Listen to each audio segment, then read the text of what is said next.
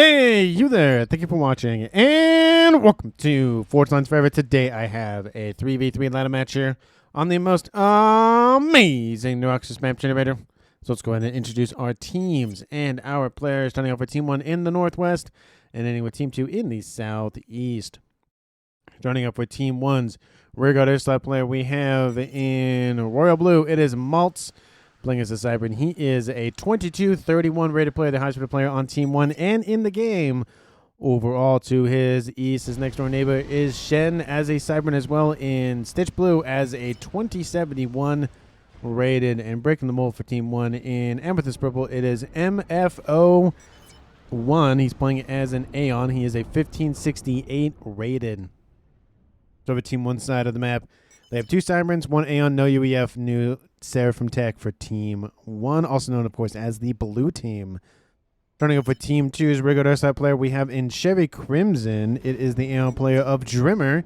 He is a 2146 rated, the highest rated player on Team 2. To his north in Ruby Red, it is the Cybern player of Nomander. He's playing as a 2005 rated, again in Ruby Red. And to his west in the middle here for Team 2, it is Mass 78 with two A's. He is a Seraphim, the one and only Seraphim in the game at 1613 rated, again in orange, the color orange for Team 2, also known, of course, as the Red Team. So over Team 2 side of the map, they have a Seraphim, a Cybern, and an Aeon. No UEF tech here for Team 2 and Team 1, which means there are no UEF players. Apologies to those loyal to the old Earth Empire. Hopefully you enjoy the game nonetheless. And for these 6 players on the map, let's take a look at the reclaim situation. Currently sitting at, if I can actually open this little window up, there we go, 6,000 mass, which doesn't seem like a whole lot, but it divided between 6 players means it's 1,000 mass per player. That is definitely a decent amount to get stuff up and running.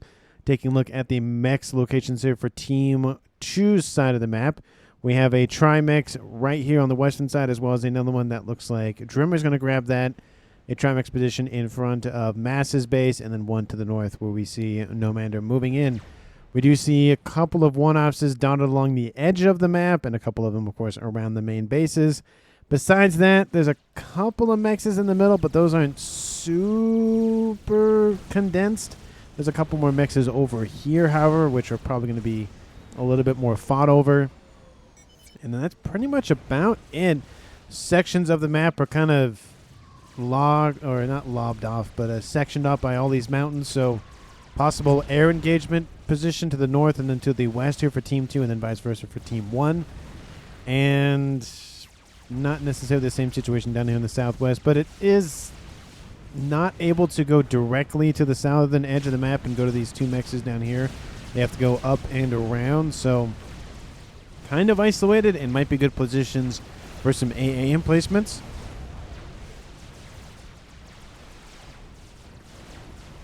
Taking a look at where our players are headed off to in this game, Team 2 has 2 players headed westward. Same thing here with Team 1, and Team 1 has 1 in the northeast, as well as Team 2 as well. So it's Nomander and Shen, or sorry, Nomander versus Shen, I should say, versus Team 2's Drimmer, Mass in the south, and Maltz and MFO for Team 1. So 2v2 and 1v1. Nobody right down the middle, and that's probably due to the fact there's not a lot of mexes to fight over in the direct middle here, so they're more, of course, worried about incoming incursions, which we see from Team 1. That is inbound from Shen, going after a couple of mexes here from Nomander. All those mexes are eliminated, which is unfortunate for him, but hey, it's an early game, so a couple of mexes dying isn't the end of the world, but it definitely is not great nonetheless. Mass and Drimmer pushing back Maltz. It is a hit point advantage in favor of Team 2, given this is Seraphim and an Aeon versus a Cybern and an Aeon back here who is going for range as we speak. First upgrade has been started for him, and he's almost done with that, going for speed next. Speed and range in the northeast. Same thing with his opponent of Shen. So it is a Cybern versus a Cybern. No hit point advantage, no faction advantage, no upgrade advantage in terms of different upgrades. It's the same exact upgrades for each of those players. We see Team 2's Nomander dealing with the rest of those forces from Team 1. And there's now a couple of forces inbound from MFO moving in from the middle here. We do see a couple of forces do get behind Team 2's defenses. 1 mech is gone. 2 mechs are gone. Soon to be 3, soon to be 4 mechs is gone here for Team 2. Those mantas are definitely paying off here for Malts. We do see Team 1 is... Oh, sorry, Maites. I'm saying Malts, aren't I? Is that an I or is that an L? It looks like an I and it also looks like an L. So but I bet it's Maites now I say it correctly. Apologies for that, Maites. Again, didn't pronounce your name right, so I will, like I said, apologize for that now. Speed started here for Drimmer in the west. Shield started here for MFO on the western side as well. And we do see Shen engaging Nomander, so first combi-com action has occurred between those two players. I don't think it occurred between Maites and the other two players of Team 2. I think it was just barely out of range. And it is gun v gun. Nomander falling in the yellow. Same thing here with Shen. Nomander at 4,000, Shen at 3,000. So both of the players will die if one of them does end up dying here. And Shen and Nomander are just going to trade at this point. So first murder-suicide of the game. And there it is. The northeastern corner is gone. I kind of want to quit right now, says Maites. And that is definitely an I. So again, apologize for saying your name wrong, Maites. Again, I have casted you before, so I'm confused why I would say Malts. But some people in the comments are probably like, no, it's pronounced Maites.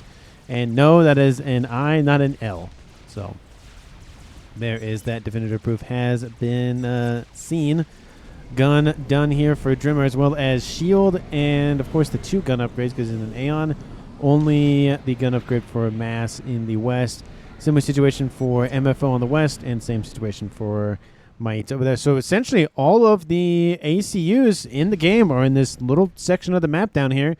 We do see forces from Team 1 and Team 2 trying to just grab a hold of something up here, but in the eco situation, Team 1 is a little bit in the lead. Nothing too crazy, about 25 mass or so in their favor. That's a little bit due to that frontline mechs position right here, as well as a couple of mechs being wiped out for Team 2. But generally it does, you know, again, more mass means more upgrades. More upgrades means more mass. More mass means more upgrades. So it's kind of the, you know, what is that? The feedback loop that's kind of happening with all of the income, at least for now, until you get to the more not generated, but artificial income, rather than the more natural way to generate mass. We do see Team 2 and Team 1 just posturing over here. Nothing too crazy. I wouldn't be surprised if there's more of a focus down here, or if we even see one player from Team 2 and Team 1 move in to try to assist with their forces on the front lines over here in the northeast. I wouldn't be surprised. Maybe walk to your side, says MFO, and it does look like Team 1's Maites is going to fall back and do exactly that. Though I wouldn't be surprised if maybe Mass does that. The only downside with him doing that is it'll be 2 bases versus 1 base in terms of him facing Maites. We do see advanced range started here for MFO, but in terms of the Aeon v Aeon situation, it might be better off to stay down there. It just depends. But if Drimmer does want to just sit here and hang out, he is microing those forces quite well over here, so he might just kind of sit there, provide some support, and go from there. And again, the game has kind of slowed down a little bit due to, again, those 2 players of Nomander and Shen trading with one another. So, you know, the APM essentially gets cut 33% for both teams. Means there's going to be a little bit less of inefficiency there in that regard. But hey, that is just how the game rolls sometimes. We do see a nice little loyalist online for Team 1's Maites running around, redirecting those missiles. We'll see if he ends up doing that or not. T3 Air online for Team 2, T3 Air online for Team 1. So both teams have access to the ASFs, the bombers, and the gunships.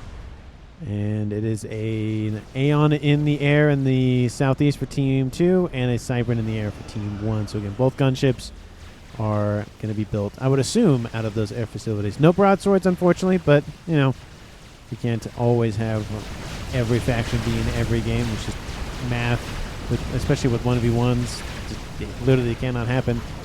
Loyalist pushing back the force of mainly T2 forces from Drimmer, so needs to get some T3 tech online.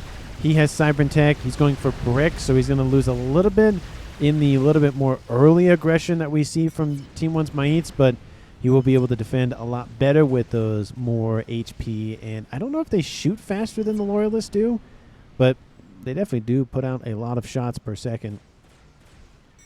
ASFs don't like them, says MFO. Should have just gone Harbs. Okay, why you wanted Cybern Tech? Yeah, I don't know what that's in conversation about. We do see a couple of forces inbound from MFO, and he's not sending his forces over here to the west to assist. This is mainly T1. He's sending it down the middle, just to probably just distract mass at a bare minimum. I do love the distraction tactic. Unfortunately for these Cerberus PD, not good on the line of sight there. You can see they're just shooting that little cliffside. They're really, really upset about the way it talked to its mother one day, so they're trying to get back at it. ASF's moving over the top of the middle mountain range here for Team 1. Brick dropped off by Team 2. Looks like they did kill off that transport, so it paid for its drop with its life. But multiple mexes are going to go down because of this. 4 of them already, almost already dead. There goes that Brick, and going after more and more of them, so that's going to really help Team 2 catch up in the eco game. They were behind about 100 mass per second. Now they're slowly catching up as the game adjusts to the amount of mass that Team 1 is losing. There is a T3 gunship overhead. It is a whaler. It will slowly eat away the hit points, but not until I think a couple more mixes are going to be killed off for Maites in the process. We do see a lot of T1, T2, and a couple of T3 forces stacking up over here. T2 forces mainly here for Team 2 Eastern Edge, T1 PD, and T3 AA being built here. Don't know how long that's going to be there for, but lovely attempt nonetheless. I do feel like he should just launch the attack now. And he doesn't have all of his forces here, but the longer he waits, the worse it'll be for him.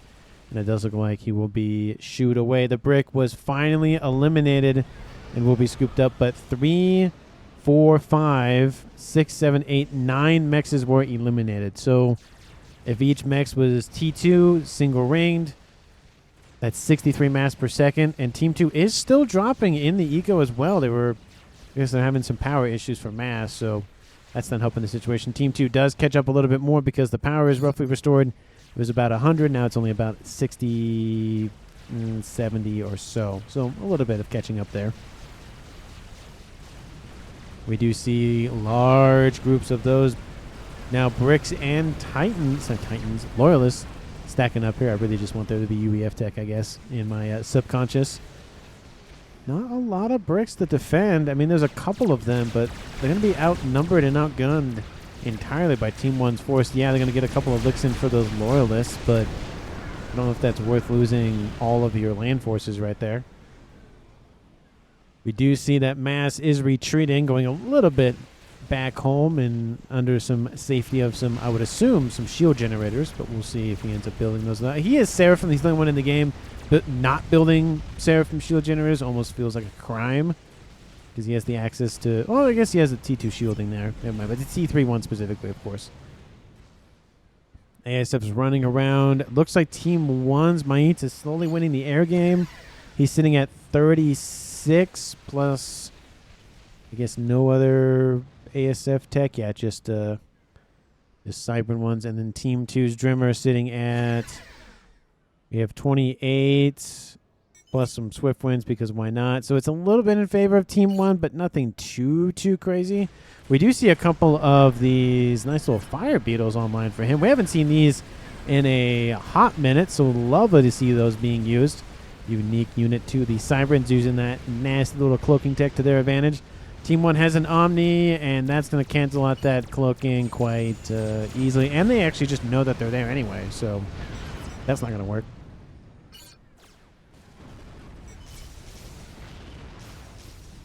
Scouts being talked about here by Nomander saying, hey, you got to get that intelligence going. This is what Team 2 can see.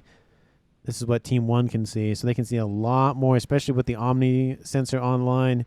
It does a whole lot of work, especially in a map like this. It's not a full 20 by 20. It's probably not even 15. Maybe it's 15. Maybe it's close to 15 by 15.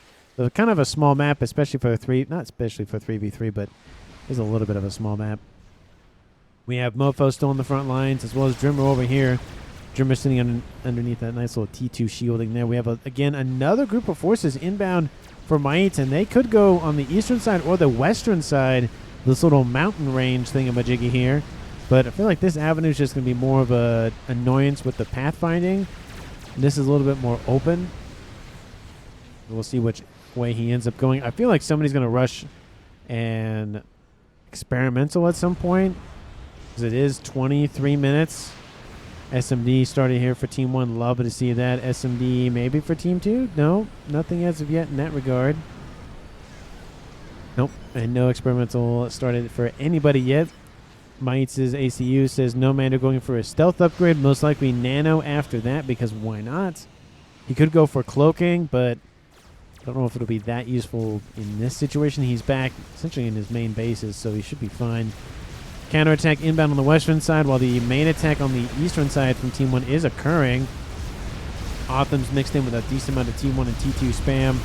We do see the force from it. Team 1 will fall back to intercept. And this will favor Team 1 with the amount of forces here, but they do lose a couple of those reinforcements that they probably want to have. And at this point, you might as well just full send it. This is the army that's going to be chasing you. So unless they want to launch an attack down this avenue, it's better just to, again, full send it, knock out some income, especially with Team 1 at 816 versus Team 2's 640. It's about 200 mass in Team 1's favor. Again, fluctuates constantly, but it's about 200 mass. Othams are inbound. They're going to get shoot away a little bit by a couple of PD and a couple of gunships and a couple of bricks.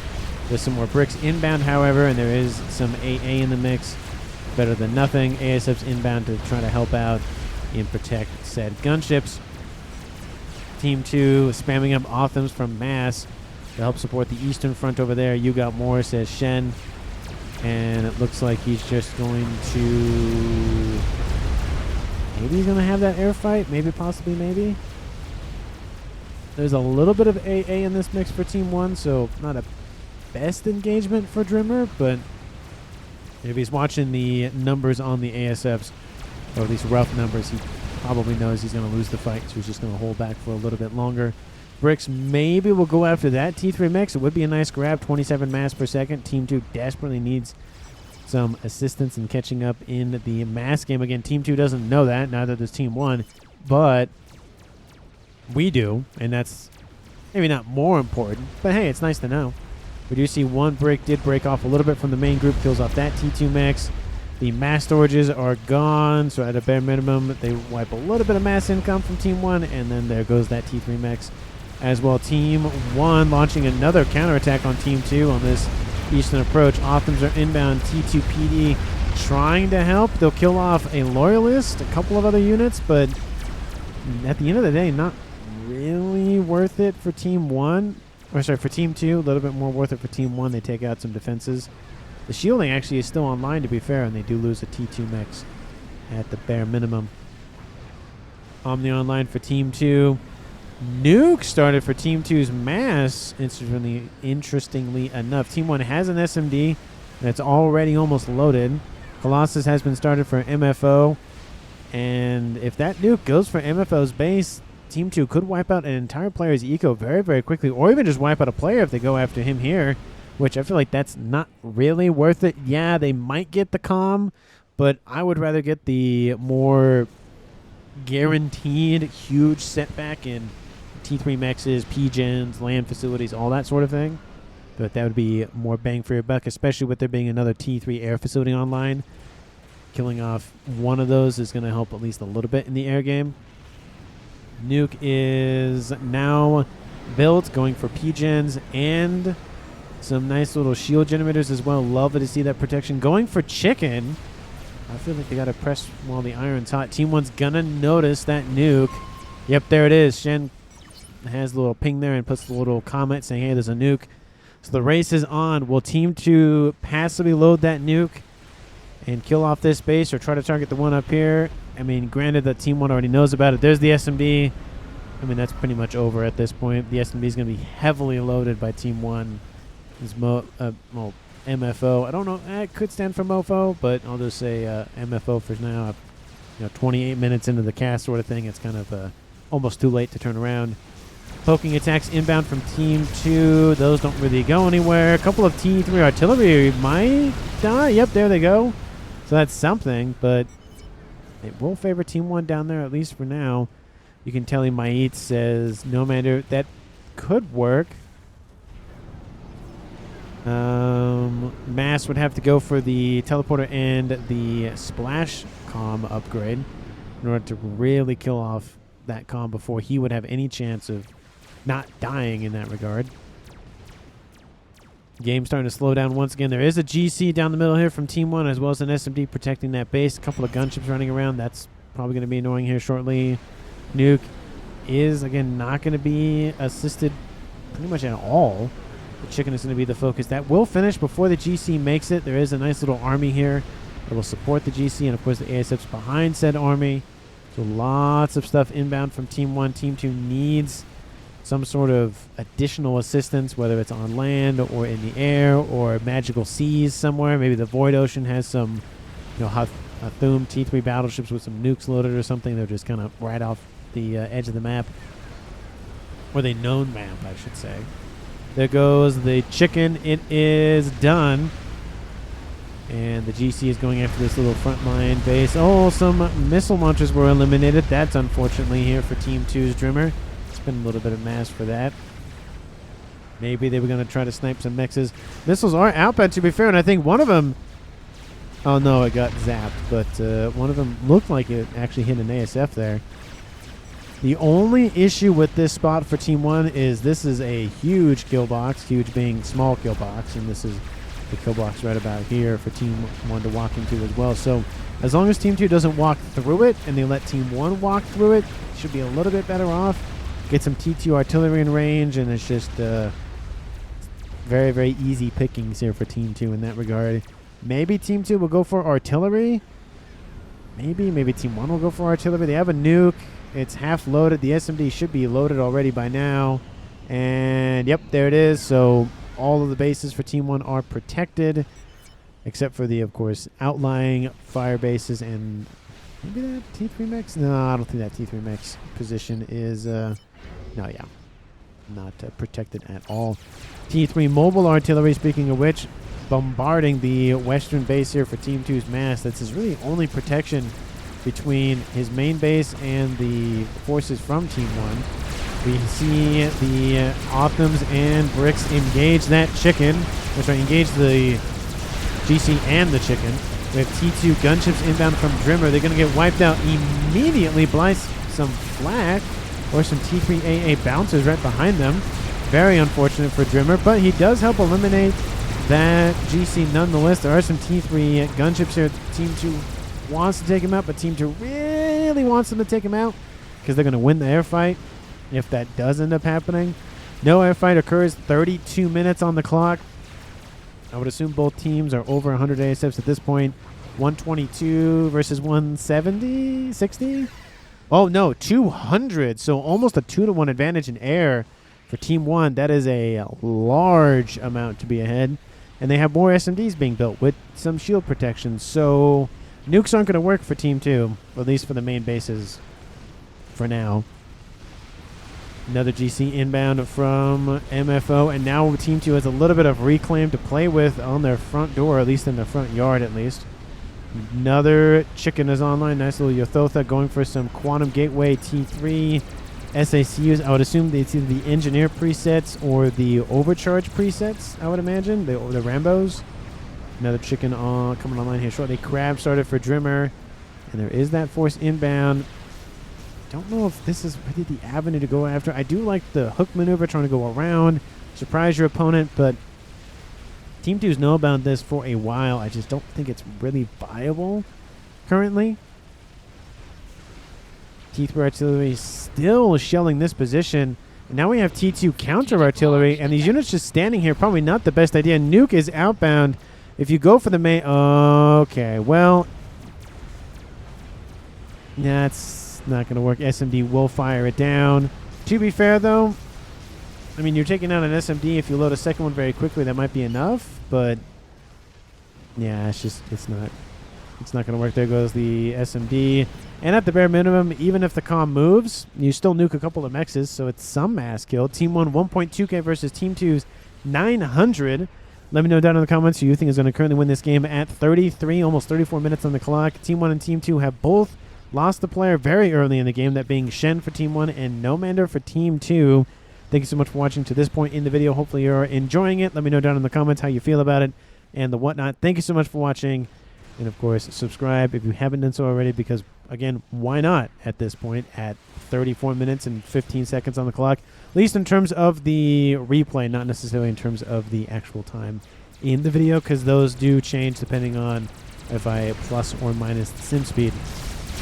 2 chickens, 1 GC. This chicken heavily damaged, or it's decently damaged, I should say, and the chicken is doing exactly what it should be doing, walking. It should keep walking.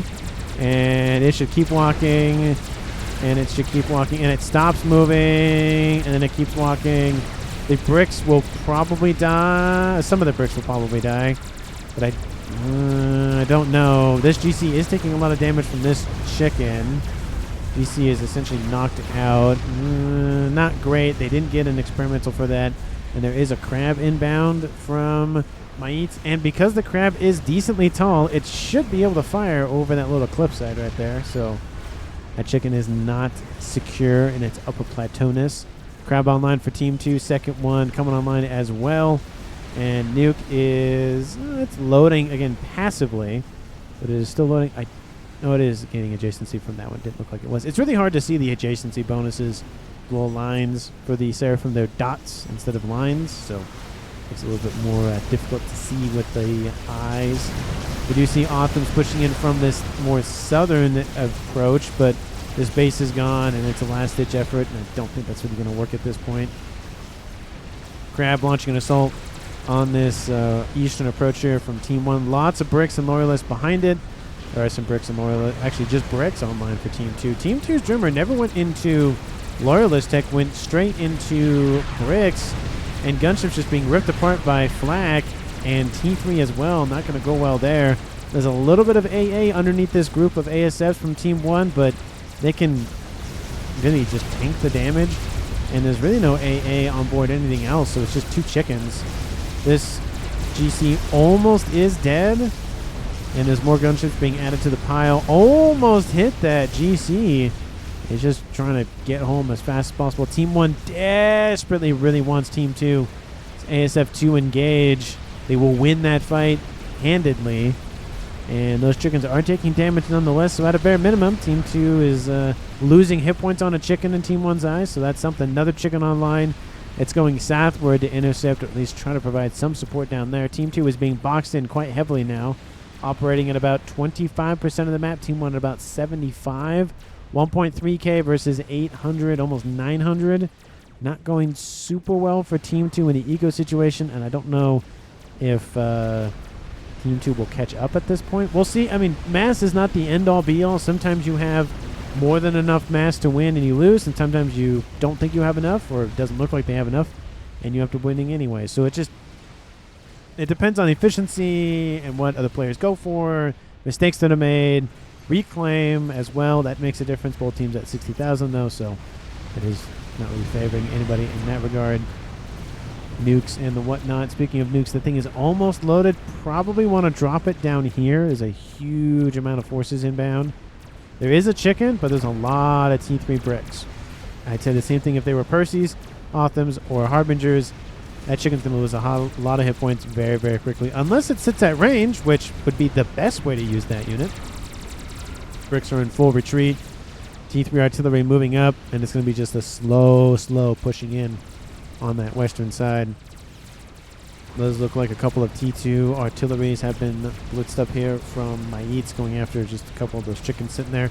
2 crabs and a GC and chickens for Team 2, so they have all of, except the Monkey Lord land experimentals on Team 2 side of the map. Chicken walks in, says hi. Probably not the best idea. Probably should have just kept it in reserve. T3 artillery raining in. That's not going to help things. That's going to cause it to lose a ton of hit points. It's just going to full send it, I guess. There's another chicken inbound to assist. Probably should have waited.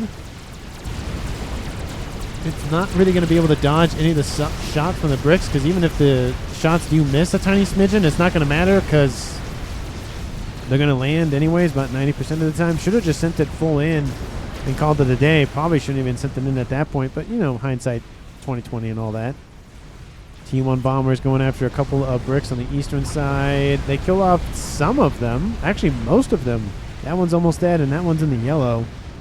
That attack doesn't really work out. You have had enough. You have more than enough ASF, says Shen. We see Mait sitting at 320 versus Drimmer's 187. So about a 2-to-1 advantage still in Team 1's favor. There's a lot of ASF, especially with some gunships down here that will distract the ASFs most definitely. There are some AA emplacements, but there's not an overwhelming amount of them to be concerning. There's 5 of the T3 Siren ones, and there's 13 of the Aeon ones. Team 2 knows this vector is going to be very deadly if they don't seal it off. We have crabs stacking up here to the north. Team 2 is just being boxed in. At this point, either you go for full nukage or you go for artillery. 40 minutes on the clock. Nuke is loaded. And you might want to just grab that nice little formation of units right here. You might not kill off the crabs, but you're going to do a significant amount of damage to them nonetheless. 70,000 hit points is a lot to lose in one explosion, even if it is a nuke. Or you could just go super nuke and you can just kill everything in one blast, because that's how super nukes work. Bombers over top getting a nice little bit of AoE in a couple of those units, mainly the T1s, a couple of maybe T2 flak cannons, but nothing too damaging. 3 crabs versus 2. 1 has died. GC also in the mix. This crab is going to fall back. Team 1 is going to launch an assault. Second crab is gone. 1 remains. The GC is going to take a bulk of the damage, and all of these bricks are being eliminated. The GC standing there hanging out, being like, can we come say hi now? Those look like the chickens are going to pull away the attention of the GC is going to pull the attention away from the chickens. I think I said that right. Crab is in full retreat. We have this chicken severely damaged. Again, it is a kill box. So if these GCs will just get right about here, you can get that chicken right about here. Either they full send it in, or a lot of them take a lot of damage. Another chicken almost done here for Mass. And again, he's doing double duty, providing protection both in the middle and in the west. And had those 2 Yothothas not need to be there, he'd have 4 over here, which probably would put it in a better situation. 6 GCs online. This one's probably not going to fight anytime soon. Team 2 does not lose any of the crabs. This one, actually, maybe. But the GC is the main target for now. ASF's again shadowing those gunships. The gunships will fall back. Team 1 and Team 2's ASF players of both Maitz and Drimmer both know what they're doing. And it's just going to be a matter of just one just take the fight and be done with it. Western side is looking a lot better for Mass. He has 2 chickens online. That's, I think, enough fire rate and DPS to be able to deal with the remaining stuff over here. They probably could try to push, but those gunships will come and say hi, so probably not the best idea. Team 2 getting a little bit more breathing room, but again, they're going to fall back anyways. You might as well just stack a bunch of shielding, artillery, PD, everything in this little area here and call it a day. Tons of air scouts going to get wiped out by a ton of AA, both mobile and stationary and flak and the whatnot. More air scouts inbound. That's not really going to go anywhere. There's some spy planes inbound now. Yes, I would be great, says Shen. Definitely a good investment there. Stacking of some SAM sites just to help deal with the incoming spy planes. And probably try to protect the artillery piece that's, I think, soon to be done. It's in the green, so yeah, soon to be done. Team 1, you going in for anything? Shortly, artillery here for MFO, and artillery started for Might as well. So Team 2 is in the lead for artillery, and they are in the lead for nukes. Well, soon to be in the lead for artillery, and are in the lead for nukes. And Team 2 is just going to hunker down. Again, income's approaching 2-to-1, and I feel like Team 1 could just go for a game ender, sit back, relax, go for a Paragon, go for a Scathis. This is one of those situations where Scathis would actually be worth it. Air Grid isn't really shielded. Nuke isn't really shielded. There's really not a whole lot of protection. That would just wipe essentially the entire base out for both of those players pretty quickly. Reclaim situation. Team 1 is actually still leading the mass in reclaim game at 127k versus 80k. Western approach. Lots of room to move around for Team 2 now.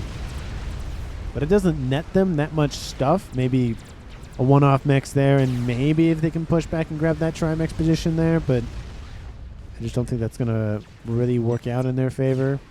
Another Megalith, another Megalith, another Megalith, another Megalith. There's 2 Megalith West that Team 2 are scooping up now. And 1, 2, oh my goodness, the GCs are inbound. There's 1, 2, 3, 4, 5. Why is that one over there? 6, 7 of them. And Team 2 has all of the shielding, all of the crabs, and I guess the GCs are not going to want to attack. Team 1 needs to collaborate on this attack. The GCs and the crabs have to engage immediately. And do not tell me T3 stationary artillery is targeting a frontline T2 artillery base. Well, I could say they're not, but they are. Team 1 bombers over the top just getting wiped. They're trying to target the GC with no HP. They don't grab him, but they drop him about half of that remaining hit points. One crab says go away. There's another crab right here that's being built. There's a GC barely online. This crab is barely online. And the eco disparity is really starting to show. Where are all those GCs going? Why are you going all the way back? There's 1, 2, 3, 4, 5, 6, 7, 8 online. Emissary has been started, and looks like it's actually paused. And Disruptor is online, is half online, half not online. You take your pick. We have this down here. It's the only artillery I see from Team 2 at this point. There is an SMD. There's another SMB there, and a couple of SACUs getting upgrades. So maybe teleporter? No, because I think teleporter would be the middle upgrade. Maybe splash or something? I don't know. SMD down, says Mofo. The SMD is down. There is additional coverage, unfortunately, for Team 2, fortunately for Team 1. And that pretty much overlaps the entire base. Chen comments about that SMD, and I'm assuming he's going to comment about that. Artillery is landing there. Mait's position. Ooh, does strike the shielding. Doesn't take it out just yet. And there are 2 megaliths moving in. Again, they're trying to make fetch happen, essentially. Stop trying to make fetch happen. It's not really going to work. It's going to distract, which will be maybe useful, but I just don't think it's going to be enough. Just look at them all. Look at all that nonsense. All that nonsense. The chickens, the colossi, the everything. Look at them nice and stacked up like this. They look good, like little tin soldiers, essentially. Reminds me of when I used to play with my army men and line them all up and whatnot. Eastern side, bombers are inbound. A couple of Team 1s, nothing too crazy. ACU Maitz says Shen. Is the is the artillery targeting him specifically? I think so. I think Team 2, yeah, they see the comm. They kill off a P-Gen. That's something. A little bit of power loss is better than nothing, I guess. T2 artillery striking that crab there. 46 minutes on the clock. Team 1 has an artillery piece online. Second one is still in the red. Shielding is down and now back online. How are the power reserves? Ooh, okay, that's better. It was not looking good for a moment ago. And then 13. Oh yeah, plenty of overflow power from his teammate. Air grid is not shielded. Second artillery has been started. Shielding is now being built, which I feel like should have been built earlier ago, but you know, hindsight and all that. Shot does land very far to the south, so a little bit of luck there. All of the crabs are being on this, or moving to this approach. We have 2 Monkey Lords here. 2, 4, 6, 8 GCs. 4 chickens and a partridge in a pear tree. No Monkey Lord for Team 2. And again, they're just trying to make fetch happen. It's not going to happen. And if it does, it'd be very, very interesting and wrong. SACU teleports in, kills off nothing. Looks like they're trying to go after P-Gens. Nuke is outbound. Oh, no, they went after SMDs. That SMD is rebuilt. There's another SMD there, but somebody on team 2 probably comments about it. Yep. And teleport goes up here, goes after shielding. 41,000 hit points on board. A couple of strat bombers are online, so they kind of help thin up the numbers a little bit. Another nuke outbound. That's number 2. First one was shot down. Oh, there it goes. SMD is assassinated. All the SMDs are down. I repeat, all the SMDs are offline. And this is going to be the final push. Is that SMD's going to load in time? Never mind. I was wrong. I forgot about this one. Is it going to be? Yes, it is. It will save the air grid. Unfortunate for Team 2. They did not account for that huge save by MFO's very, very quickly built SMD. We have GC dead. Chicken's just got to full send it and hug those crabs. Sorry. Chicken's got to hug the GCs. There we go. I can talk, I promise. Another crab is dead. It's 3v3, but these 2 crabs are severely damaged. That chicken is dead. This chicken's about to die. The chickens are just going to have to say hi. This chicken is dead. Ion Storms will activate, killing off a lot of HP on those Colossi. All of them turn around. This chicken's going to get a lot of value out of it before it dies. And there goes all of them. There goes another GC. And ASFs over the top of their crabs. They have gunships mixed in there as well. All of those chickens are dead. Team 1 still has 5 of their remaining GCs. Artillery landing in, going after, I don't know what they're going after at this point, Pigeons. I would assume SMDs are going to be rebuilt. One there, one there. That one definitely will be the target of Team 2's aggression. Air grid has been kind of chopped to bits. There is a second artillery piece that's almost done. And that crab will barely stay alive. The GCs are not engaging. I feel like that's a huge missed opportunity. Yeah, they'll do a little bit of AoE damage from those ion storms, but that's a little bit more time Team 2 has. There's one more chicken online now. I feel like, yeah, bring in those chickens from the western approach. This would be a good time to launch the attack on that western side because the chickens are being pulled from the front lines. This GC still alive somehow. And there's those 2 Monkeloids. Again, Monkeloids going this way. Not really going to work out. Crab's going back. Here comes Team 1's army. And if Team 1 doesn't win, that's a lot of mass to scoop up.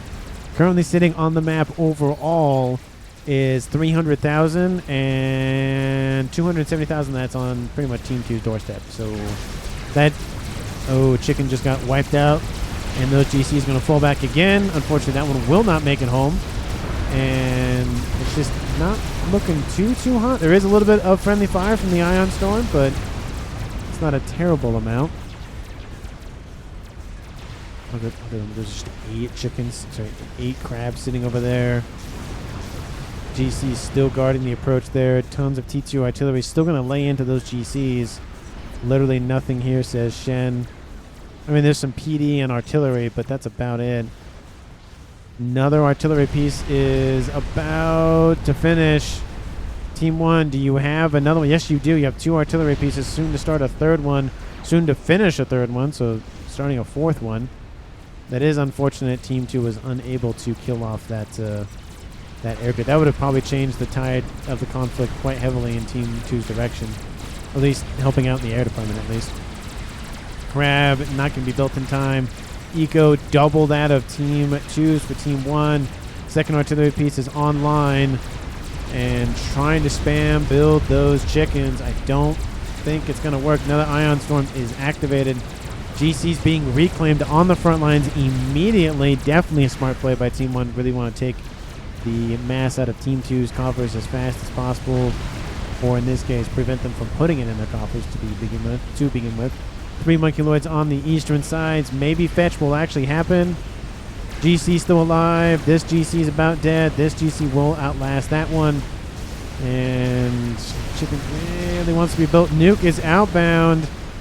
And SMD is not loaded. And SMD is not loaded. SMD not loaded. SMD not loaded. And all the SMDs up here are not low. It's going to be close, but I think they might have enough build power to finish it. And it might not matter. There's 3 Microlords to the east. The chicken might be the saving grace for Team 2. T2 gunships are inbound. Artillery is gone. So that is the last thing that Team 2 has is that nuke. But that might not be enough. That SMD will possibly load. There goes the air fight. The SMD will not load, but I don't think it'll matter in time. We'll say kaboom off to the distance. Oh, it loads. Oh, and it fires, and it doesn't go in time. Kaboom! Oh, but the nuke is gone anyways. Chicken trying to last as long as it can. There's 2 Monkey Lords surviving. That Monkey Lord actually being fine because the crab is distracted. Chicken is gone, and that is it. And there's Team 2's recall. We had waited on Nuke. May have win way better, says Nomander. It was close. It was a very close game. But that one SMD getting back online and loading very, very quickly. Very crucial to Team 1's success in that regard. But that is the game here, folks. 52 minutes, 32 seconds on the clock. Team 1 wins the game. MVPs go to the last 2 remaining players remaining. That's kind of redundant. Nice little infinity symbol going on over there. A little oblong, but you know, the basic shape is there. I don't really know. I mean, both players did contribute a decent amount. All of those GCs, all of those crabs. Again, they kind of did make fetch happen over there, but I think it was mainly the GCs just crashing down. Again, the attack on the west did eventually happen. Could have happened at least a little bit sooner, I believe, but it would have at least maybe kept the chickens there, and then by the time the chickens would have returned to try to defend, it would have been too late. But let me know down in the comments what you think or not. Thank you so much for watching to the very, very, very, very, very, very, very, very, very, very, very, very end of the video, and I will see all of you in the next one.